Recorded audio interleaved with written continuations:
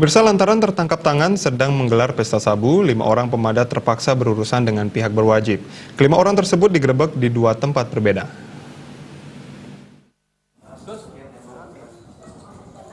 Tiga tersangka masing-masing diidentifikasi sebagai Reva, Andre, dan Agus ditangkap saat pesta sabu di BTN Subsidi Bumi Lestari, Desa Banjar Asem, Kecamatan Seredit.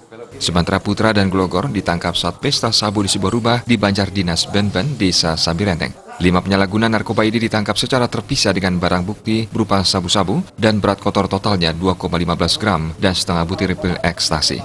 KBU Satres Narkoba Polres Buleleng, Ibtu Iwayan Santiasa menjelaskan, kelima tersangka ini sudah melaksanakan pesta sabu lebih dari 1 kali. Bahkan, kelima tersangka ini mengaku mengambil barang dengan sistem tempel. Hingga kini sumber barang terlarang tersebut masih diselidiki oleh pihak kepolisian.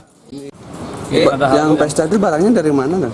Sementara dari pengakuan dari tersangka, dia mendapat dari sistem tempel, jaringan terputus. Ya, kami masih mendalami juga, kami masih melakukan pengembangan. Itu memang mereka sering berpesta bersama gitu di kosan. Dari hasil keterangan, dia hanya baru melakukan 2 kali, 3 kali. Ini ditangkapnya kapan nanti yang di pesta itu? Yang pesta ini ditangkap tanggal 23 November, ya, sekitar jam 14. Dan kita lakukan setelah intensif pukul 20 berkali. Kelima tersangka ini tidak berkomentar banyak terkait penangkapannya. Mereka dijerat dengan pasal 112 ayat 1 JO pasal 127 ayat 1 Undang-Undang Nomor 35 Tahun 2009 tentang narkotika.